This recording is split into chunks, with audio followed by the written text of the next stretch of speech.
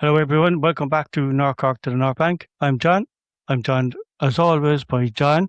He's no Paul this week, who's sick. This week, we've got a special guest joining us. If you're on TikTok and you're an Arsenal fan, you'll probably come across Eoin from Eoinly Fans. Okay, he's not that Only Fans.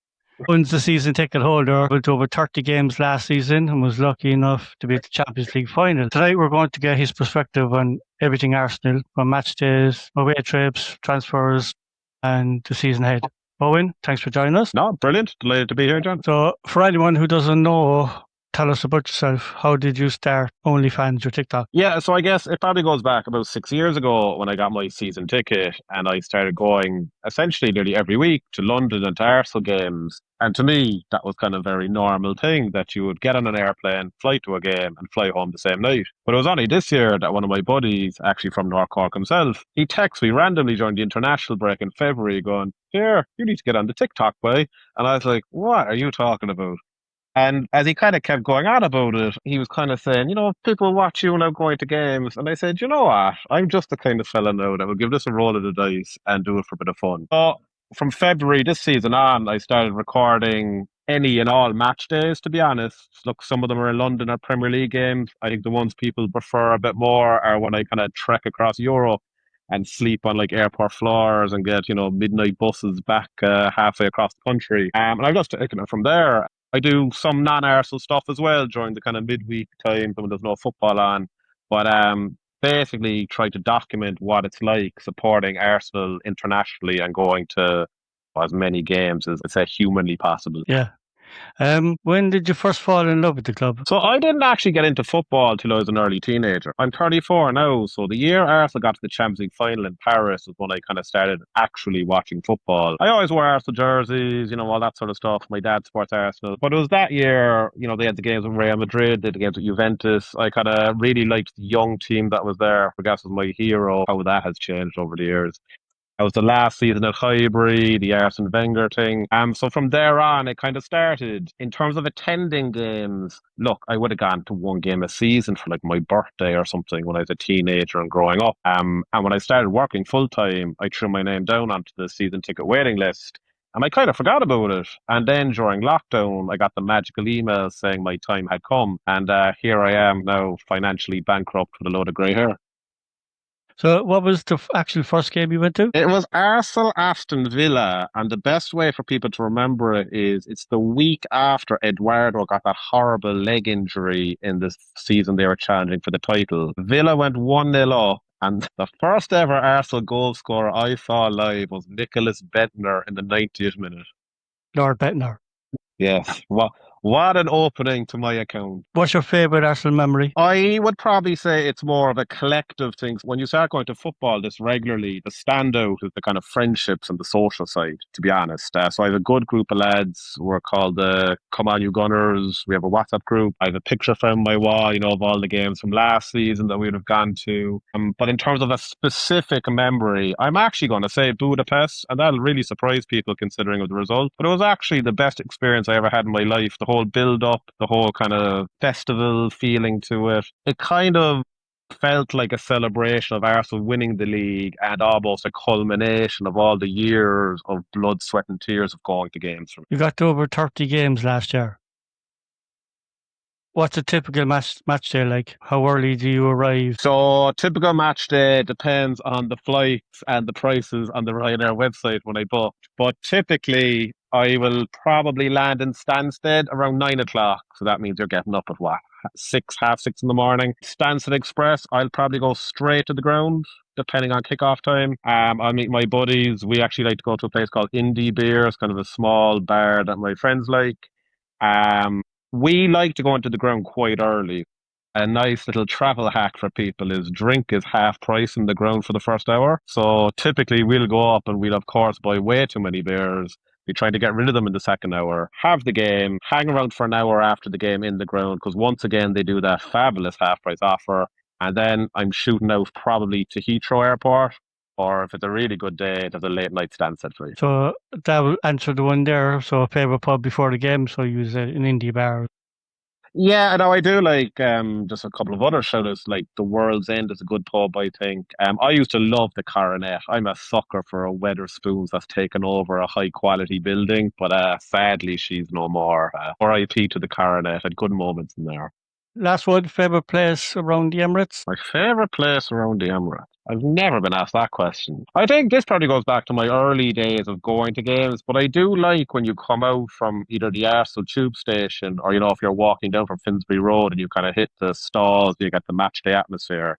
I think you kind of go from 0 to 100 very quickly there. Yeah, when you turn that street, turn that corner, the old Arsenal Supporters Club by Highbury, and you go in there, like the nostalgia on the walls, and there you pay your £2 to get in, and it's like £5 a pint, and the nostalgia on the walls, and you're going around going, him, this, and you come out, and then it's just that cobblestone, red brick, old street, like, and then you turn where paupers live next door to millionaires, and you just turn the corner, and boom. You could smell the fried onion. You could see the stadium, the East Stand way. You come up the East Stand, isn't there? It bends around.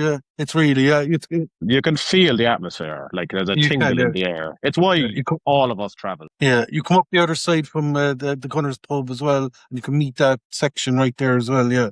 Yeah, I used to get my scab tickets outside the tube there way back. You're talking 20 years ago. That You was the still place to get get them tickets. there, to be honest, yeah. Yeah. Yeah. And of course, if it's a really good day, you might meet the Gunnosaurus Rex when you cross that bridge. You touched on it there at the Champions League. You said it was the greatest day. I glued into watching the build up to it because I'm posting on Arsenal Fanatics News as well to keep them updated. But you see, everybody that's anybody, they're just singing. They start singing, it's singing. It's singing Arsenal songs. It's taking over. There's no trouble. It's singing. The days, that's totally changed. I knew there was skirmishes between the Paris people. I don't know how close you were to it. But it wasn't, it was one fight that made the news. When you're thinking when 20,000 and 20,000 meet and you have only one thing that makes the news, it's nowhere near as bad as it used to be. And then it just seems to be everybody from the 60-year-olds that stood in the North Bank in Highbury to the now 20-year-old guys that are there, the Ashburton Army lads maybe and more and spread out even more. It's all meeting together and they're singing. And you've got these pockets of different people, different ages, different cultures, all Arsenal fans. People travelling from France, from Germany, from Australia, from America, from London, from Ireland, all coming and just recognising each other. And there's probably just, you're out in the street and you're singing. And we seem to always, when you're looking at these away trips lately, it seems to be always good weather. There was Portugal, there was Spain, there was, I know, the Champions League, the weather seems to be brilliant. Sun's beaming, everyone's singing. It seems incredible. Yeah, like, I'm trying to think of the words to describe it, but first of all, you said like 20,000 fans. To be honest, I reckon there was an awful lot more Arsenal. I know a lot of lads who went over without tickets. They didn't get tickets. That fan park, I hope my videos kind of gave a flavour of the kind of atmosphere around the place. But that fan park was like when you go to a concert at Slane. Like, it was just like Arsenal, the concert. There was, look, I don't know the names of the places in Budapest very well, but, you go to this kind of square and they had all these kind of Arsenal jerseys like hanging across the street.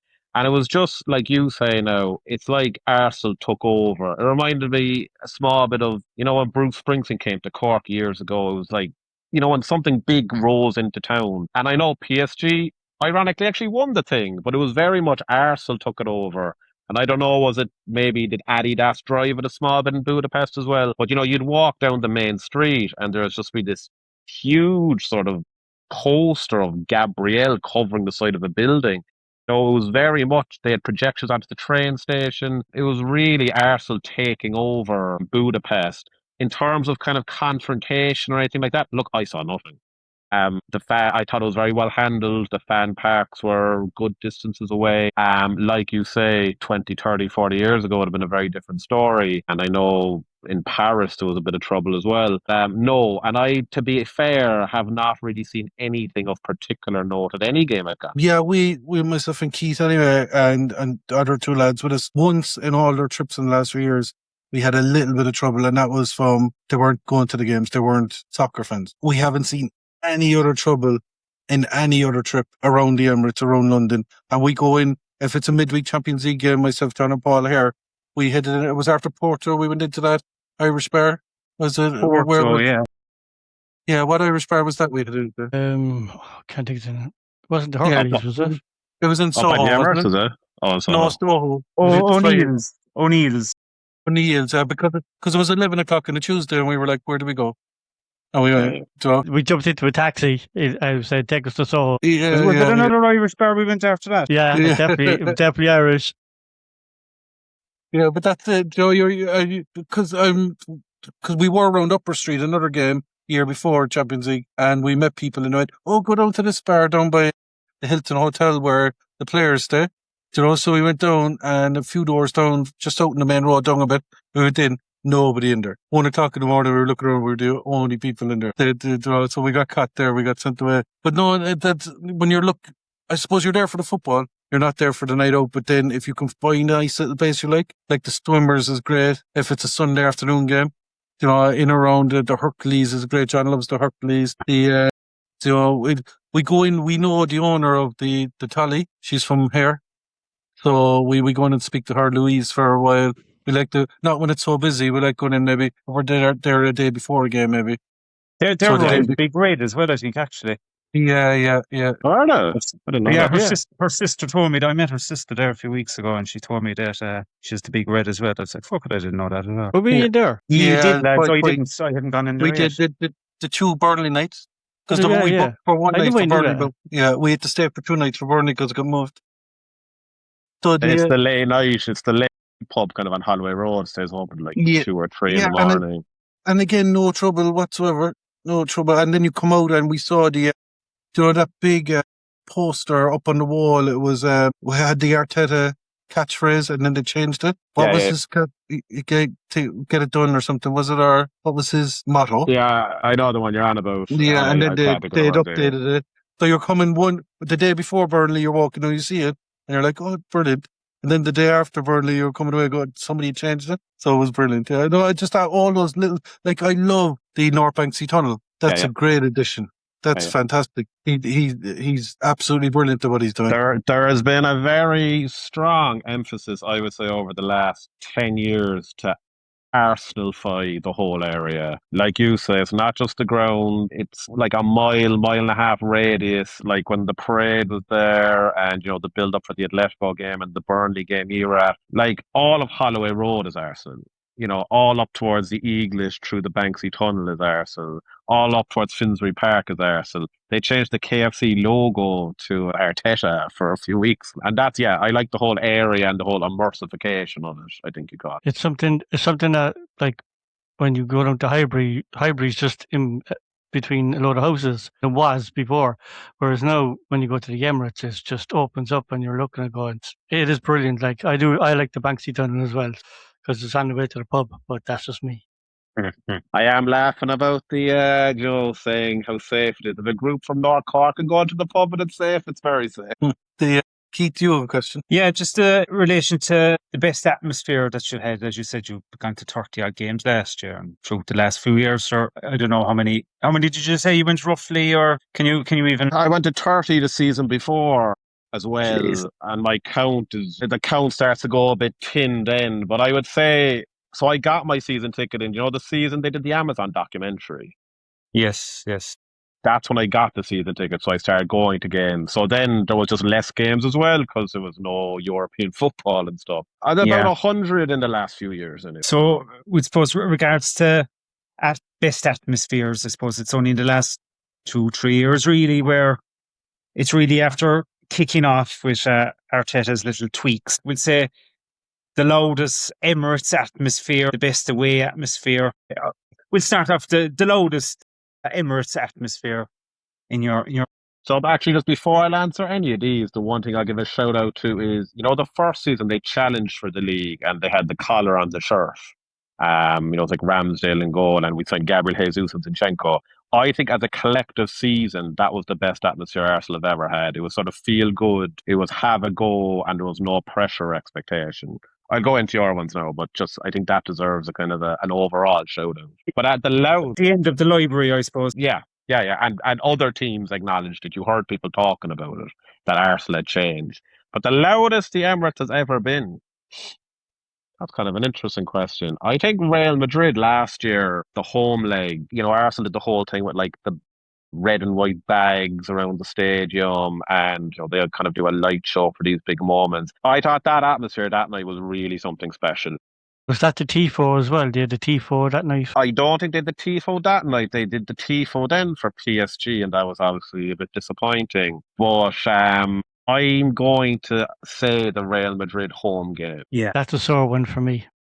Oh, go on. It's another story. So what it is, right? So I applied for a ballot for that game, but I was in Edinburgh with my wife. Right. When the ballot came out, so I went for breakfast for her, and I ended up paying. I paid for breakfast. I go, I'll get you breakfast. The ballot. So then I know where this is going. I got an email saying I won ballot. I didn't have enough in my account. It was like I was like, oh my god! I was like, fucking hell. So yeah, that's the the sore breakfast one nice for me. though. It was. So I have to say that. I'm legally obliged to say that one.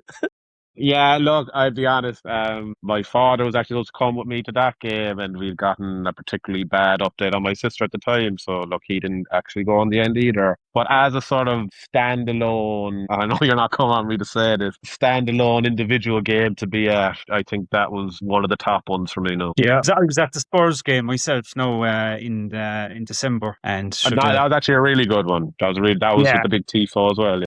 That was the tifo kind of made. I was like, I wasn't expecting it. Wasn't expecting it to be so good. It was class, actually. And as sort of aggressively Arsenal, it wasn't just like the canon. Sol Campbell was on it. It was proper. This is Arsenal. Yeah. Proper history. So, look, I suppose the next question you've had answered already. Best away experience. I suppose that would have to be Budapest, would it? I guess some people might class that as a neutral venue just because it's 50-50 split. I'm trying to think of other sort of away venues I'd give a shout out to. I was at the Bernabeu last year as well. I'm trying to think of any others I'd like to give a specific kind of...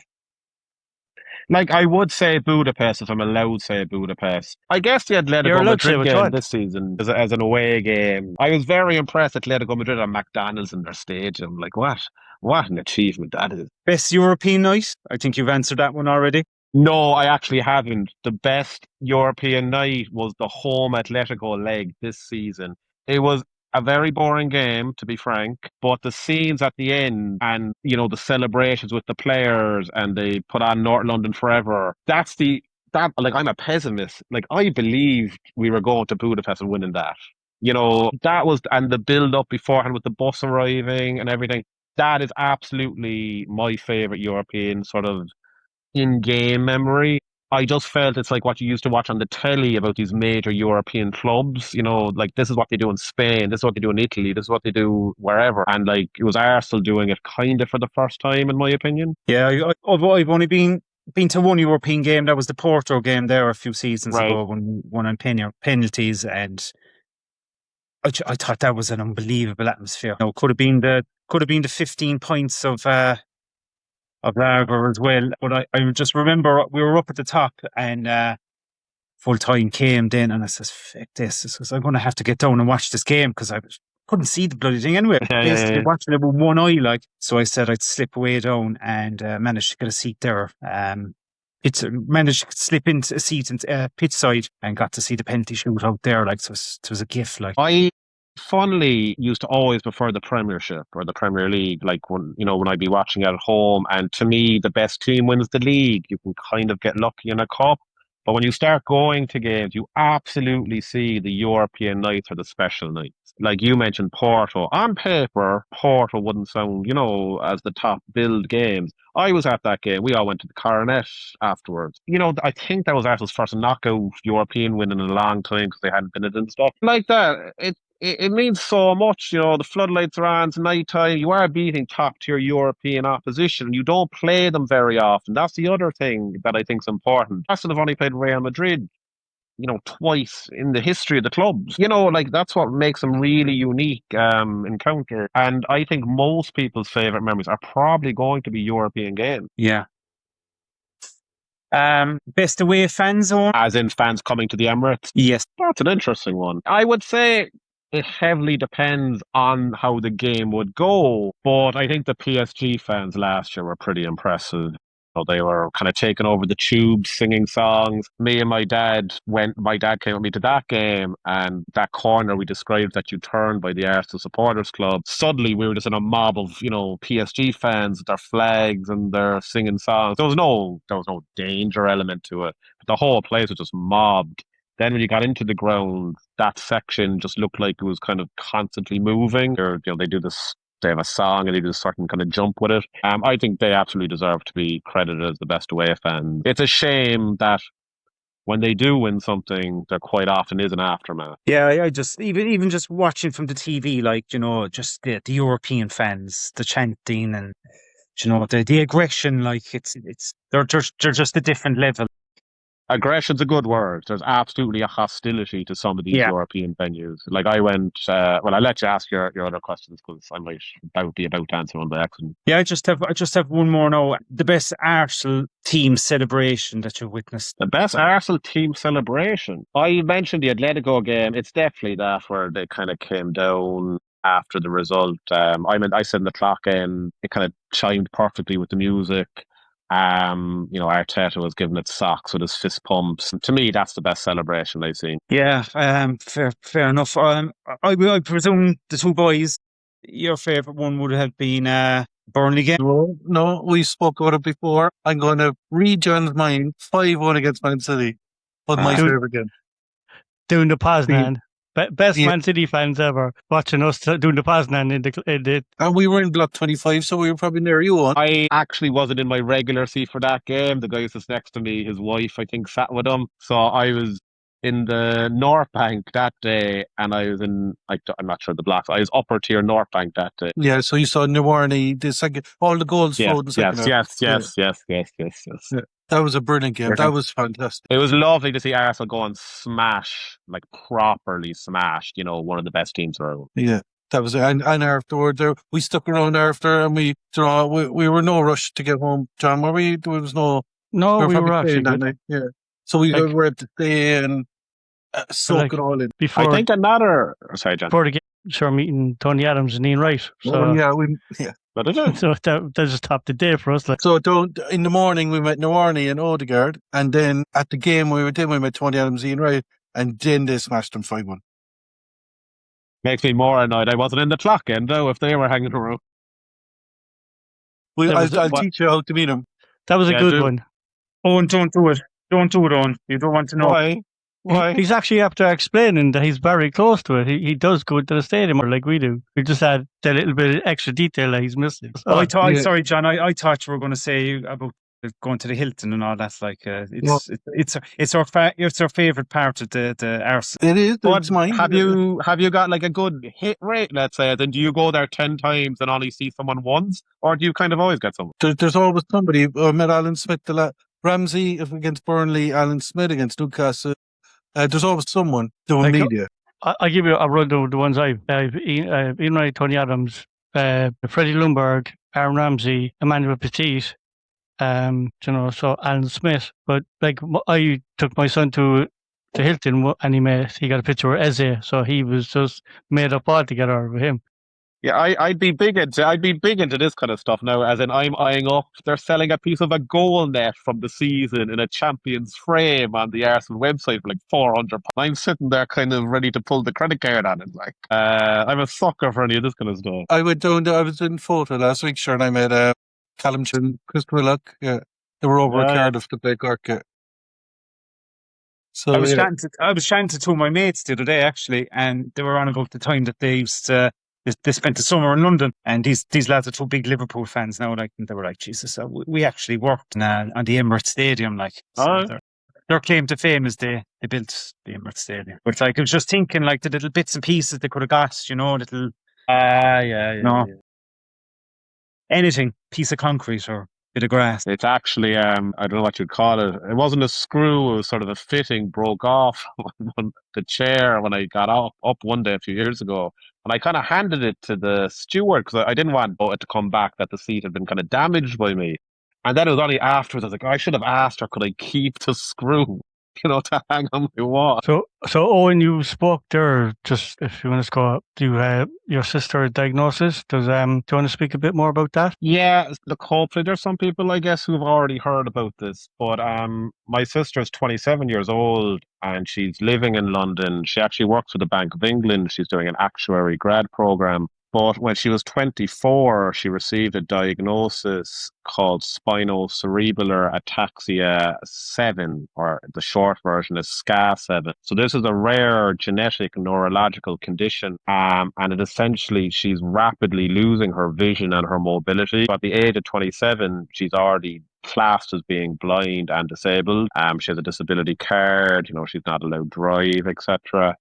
And it's a very quick and aggressive disease. Because of its rarity, there is no cure. So what we are doing is we have a fundraiser by which we're trying to raise enough capital to fund a university in Holland to develop a cure. So this university have already kind of worked in the same area. They have a treatment going to trial for a different strain of this disease, and they have committed that if we can raise enough money, that this is their next priority and focus. And so I guess the main call out here is it's not just a cure for my sister, it's a cure for anyone who has this disease. And there's right now the official numbers are quite low, but it's actually going to turn out to be far higher than they anticipate. So the only way to find out if you have it or not is to essentially be genetically tested. So my father is a carrier of the disease, but he's far less affected by it. But other symptoms include things like balance. So if you think of maybe your parents or, maybe someone in their 60s or 70s who's a bit wobbly in their feet, you probably wouldn't pay much attention to it.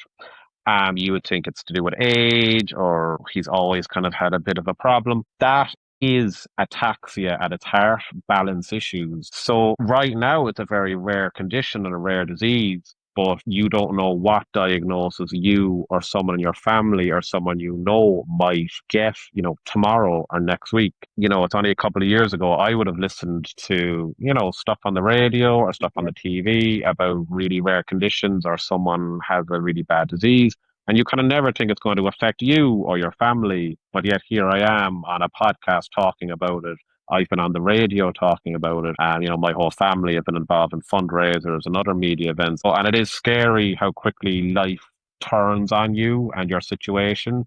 And I guess at its heart, we're asking for anyone who's able to donate whatever they can, whether it's the price of a cup of coffee or a pint or whatever it is, to try and raise as much money as possible so we can hopefully get a cure developed for not just my sister, but anyone else with this condition also. So, and all the links for the your GoFundMe page is on your Yes, correct. stuff.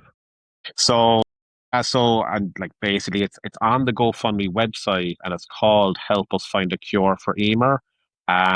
If you even Google find a cure for Emer, it should come up as the first result. But like you say, I have the link on my Instagram, I have the link on my TikTok, and I might ask you to share the link when we're advertising this podcast, if you don't mind. Yeah, absolutely. Yeah, absolutely. So thanks for sharing that, and hopefully that it does help. And I people really listen. appreciate the exposure and the opportunity to advertise it. To the specific Arsenal listenership here, she was with me at the Atletico game. She bought herself the third kit with Hincapié on it this season. She's an Arsenal supporter. She was there at the parade, etc. It actually has been really nice. My group of, say, Arsenal friends have been very generous to her. I had people pull me aside in Budapest saying, I saw your video you did and I donated. Pure random people now from across the UK. I guess that's the positive in this, seeing the goodness in people, and there is absolutely a willingness for people to try and help. Yeah, it's important. It's important that just to get it out there, and if you can get it out there, get it out there.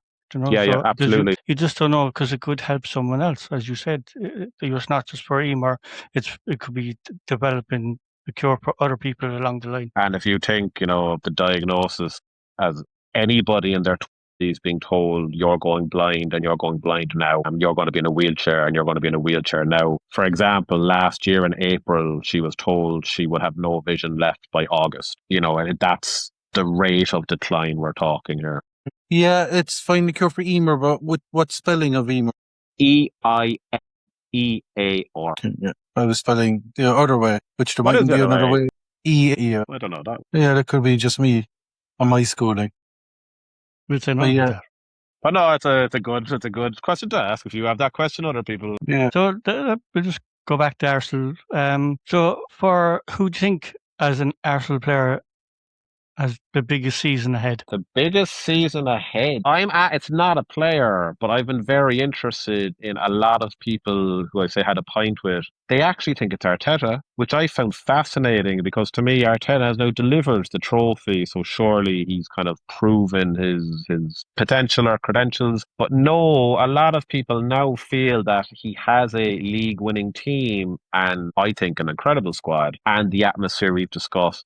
They expect him to kick on now. And I just wonder, with the World Cup hanging over the squad, with now delivered a trophy, it's very difficult to replicate that hunger and everyone gunning for Arsenal. I actually wonder, is there maybe a tough season ahead for Arteta? Rice struggling, with Saka struggling, with Odegaard, with Saliba now looking like he's out for a long time. They're all your Rice, Saliba, Saka, and possibly Odegaard. And I don't want to be too pessimistic now, but you'd even put a question mark over. I think Zubamendi had a very concerning drop off. You're kind of looking at the team and saying, on the one hand, they won the league and fantastic, and then on the other hand, you're kind of saying they look dead on their feet. And you've got Joran Timber and Ben White struggling. There is a bit of strengthening needs doing. Yeah. And obviously Trossard has left, and we assume he will be adequately replaced. But an important member of the squad, I think. Well, that left wing needed upgrade anyway, so it need two players now because Agreed. you got Tathalis is in, and you've got just a while ago the news that talks club to club from Arsenal to Villa for Rodgers. The Guimaraes talk seem to be gone off the boil. We could do with a striker to replace Jesus. We could do with another left winger. We could do with a right back that can play centre back. Mosquera, I presume, is going to play, but we need a backup to him now if he's going to be the main guy for a few months.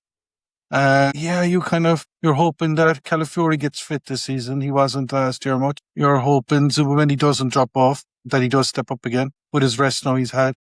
Your Norgard maybe goes and gets replaced and upgraded. So over the right hand side, you've got Ethan Nwarni. You probably need right up to the end of the August window because everybody went to World Cup. They're not going to be sharp. If he's hungry and he starts well, if Max Doman is hungry, if who else? Lewis Kelly is hungry. We could have the young fellas carry us again, like your season you referred to when you was for the When maybe the young fellas need to carry it again for a couple of months. Actually, to just go back to what your initial question was, I think Lewis Skelly could have a big season. I think he's going to cement himself as one of the starting 11 in midfield. So if you dream signing, just say no matter who, just go. Arsenal just go get him. Who would it be? It's Kvashvili. So Arsenal apparently have 200 million based on their profit levels and their kind of transfer history. Look, Josh Kroenke was on the parade bus having the time of his life. He's invested. I would go and do an Alex Ferguson on it, buy the best in class and just add it into that league-winning team and kick on. You mentioned about upgrading the left wing and Trossard. I think he is the upgrade. I think he's the best left winger around. What has he got left to do at PSG? I think financially Arsenal can do it. That's my wave of magic wand to bring him in. Yes, what's your opinion on Rodgers? I saw there you you're not too sure about him, I don't know. Or do you think it's going to be too much money? I think he's a bit of a nothing signing in that he's not a winger and he's not a midfielder for the Arteta shape. It's a bit like the Eze signing in that he's a good player, absolutely, but I don't know where he really locks himself in as a starter. And it is a lot of money for a kind of squad player, is a harsh term, but not the guy, in my opinion. Yeah. So I did see your TikTok about Trossard leaving. So one player that you would sell from the squad. Any player. Gabriel Jesus. I drive him somewhere to myself. Well, Jesus is 100% like, I kind of I would have said White a couple of months ago, but look, he's had a summer now to get his injury sorted. I was kind of on the fence for Calafiori as well, but again, with Italy not in the World Cup, he's a summer to get his injury sorted. I don't know. I'm going to say, look, Eze hasn't really worked out. I don't think anyway, to the player that he was with Palace. No, look, he's had some great moments, there's no doubt, but he really needs to kick on this year. And after watching Nani for the World Cup, I was like, Jesus, he looked cat. And I know, lads, you're glass full people, but Jesus, I don't know. Let's see. I get rid of him. I don't think he's got the touch. You know, like there's no way he'll be a starter. Like, and that's concerning with the way Saka is at the moment with his injuries. Like, I think that hamstring really he lost a yard of pace when you tear the hamstring. Like, and I don't know. Anyway, What would you bring in? that's me being negative, Nelly So, again. Like, so with all your positivity about Arsenal players, who would you actually buy? I'd say Barcola. He's the realistic one, you know. I don't know about Rodgers. As Owen said there, like he's a bit of a, you know, is he, if he was there to replace Odegaard, perhaps, like, but it's a lot of money for. It's not really a marquee world class signing for me. I just don't see it that way. Look, if they do sign him and he turns out to be the man that I've seen him in a few games where he's absolutely fucking terrorised defences with his physicality and his directness. But look, hopefully Arteta can work his magic. He's obviously not signing him. You know, yeah, he obviously has a plan for him. But the way things are going, he'd be a player that needs to kick off from the get go. Like. So, Owen, you said it there a while ago. We often speak about it. Is that Alex Ferguson was the master at it, win the championship, and then he knew exactly where to improve. Go and buy that one or two players that would 100% improve the squad, and it would give competition for places as well. Something that we've spoke about, and you just mentioned it as well. Like with the squad Arsenal have, we all think brilliant squad, but he's probably saying I need 4 or 5 players there, you know, just to it's not the quantity, it's the quality, to get the quality levels up. See, I'm at the point now, and you know, I go back a few years and I remember Arsenal going out and kind of signing 4 or 5 players for like 150 million.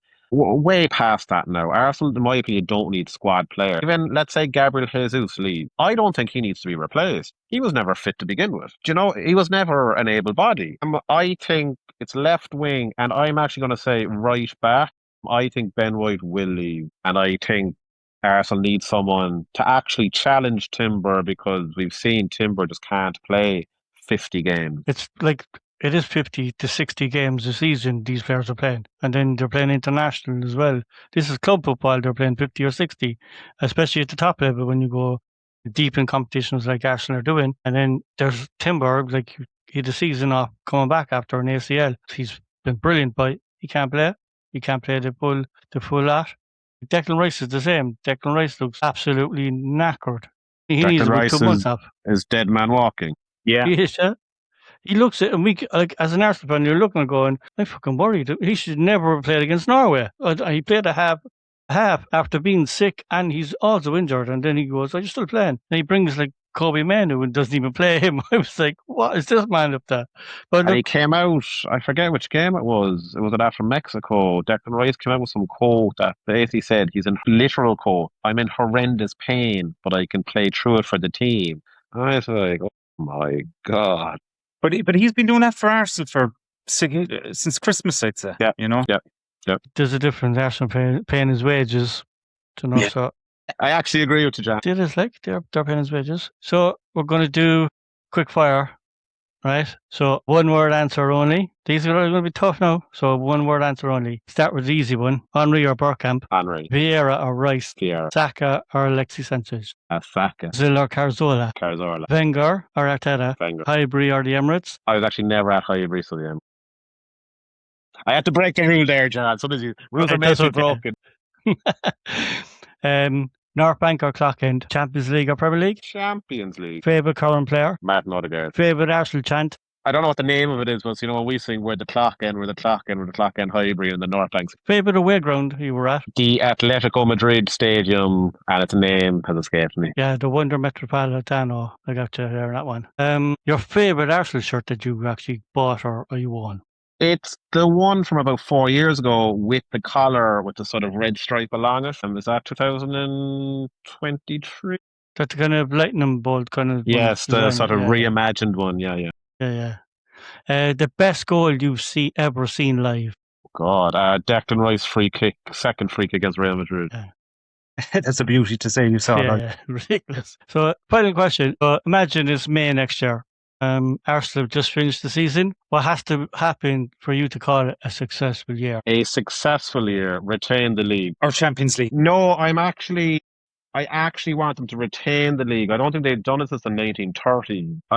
You know, every other team, City, United, Chelsea, they've gone on it and defended it. I'd like to see that. Yeah, it goes back to your point that you were saying about Arteta, that it's like to defend the league when it's hard. Like, not many teams have done it, so it is hard to do, and it'll actually rubber stamp his influence on Arsenal that he has. If And they it do, goes back, John, on some of the questions you asked. Like you asked Vieira or Rice. I think if Rice has 2 Premier Leagues, it's suddenly a different debate. Just things like that. exactly, like it's great. Like, these players have won the championship, but go now and defend it. Do you know what I mean? I think we're going to lose Keith. I think he's going to. Yeah, I must go, lads. One great TikTok. Keep him going, and don't forget to go up to Papa Bill's in Baker's Road as well there for your next bit of growth there. Right, guys. Thanks very much. We'll talk to you again. Thank you. See you later, Keith. Good luck. And what was terrible? The final season, kind of early in the season, it was like after Christmas I started watching football in the Champions League run, and my dad is like, do you want to go to a game in Highbury before it closed? Yeah, not really into football that much. It was a special ground. I've been there, and it is a special ground. But the thing is with the Emirates, what I do love about the Emirates is that no matter where you sit, you have a brilliant view. I just love that. Like, I actually prefer sitting up high. Because when you're looking down, you just see it. You can see everything. It's just, and the whole stadium around it. The design is brilliant. Like, that's all Wenger. Like, yeah, it does seem a great shame though to expand it. Seems to be a lot of work. You were saying there the song, the clock in the We Are the North Bank, we are the clock in Ivory. For the Burnley game, I was sitting up high, and I was right there at the back wall looking down at the clock in, and there was a guy banging he was banging the hoarding, bang, bang, bang, starting that song. Where the clock in, bang. And he kept it going. Nobody was joining in. Everybody was laughing. He was roaring his head off. The atmosphere itself was kind of down, and he kept belting it. And he kept going 5, 6, 7 minutes, bang. Then everybody joined in. The crowd lifted. It buzzed around the whole area. And it was just, I think the last 10 minutes, the place hopped into, and we won by that Havertz goal. It was like how one guy banging a bit of hoarding and everybody not joining in, and he never gave up. And all of a sudden I'm coming away singing that song in my head for 2 days there, because it's incredible up there, because the away fans' voices are travelling up to you. The Ashburton Army are travelling up to you, and you're above and you can hear the North Bank coming down. And then there's great pockets like the 4 and 5 have those guys, the score guy and those guys, all of them. They're those guys, yellow ribbons fellas. If you go into block 5 before a game, the singing in there is incredible. If you go into block 24, 25 before a game, the singing there is incredible. And then I haven't made my way around yet because I always get stuck in 24, 25. But meeting all those celebrities, of course. Sorry? Meeting all those famous ex-players. Oh yeah, we go in. I'll tell you. You go in the 2 hours when the gates open. You head in and you go up to the media area by 1 or 4. So not just 1 and 2. Down by the media, but down by the dugouts. Down by the dugouts. Yeah. You stand down there. Behind you, then you can actually walk out, like as in you're just waiting at this sort of concourse. No, you go into the pitch. All right, you go into the pitch to the tunnel. Oh yeah, okay, I got you. Yeah, and you stand there, and then the media have to come out from under a tunnel to come out. So you'd have, who's the guy on Perry Groves will be there. Yeah. Alan Smith's always there.